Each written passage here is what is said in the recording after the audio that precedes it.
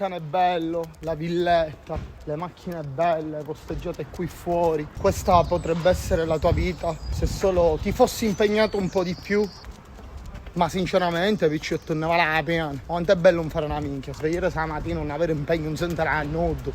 Onestamente non ne vale la pena, è gappeare. Ah, se solo avessi lavorato sodo. Il ragazzo è intelligente, è brillante, ma non si impegna.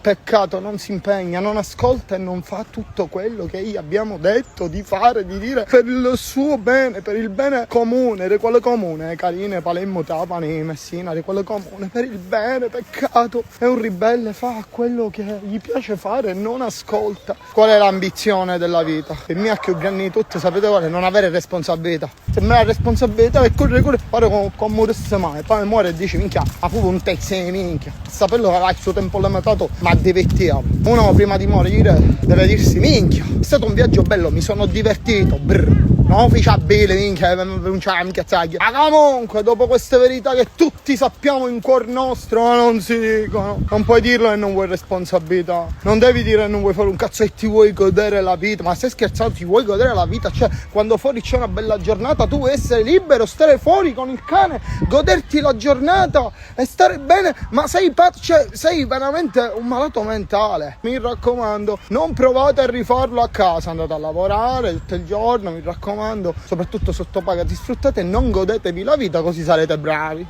agli occhi di tutte le persone, sarete molto bravi, che Dio vi benedica.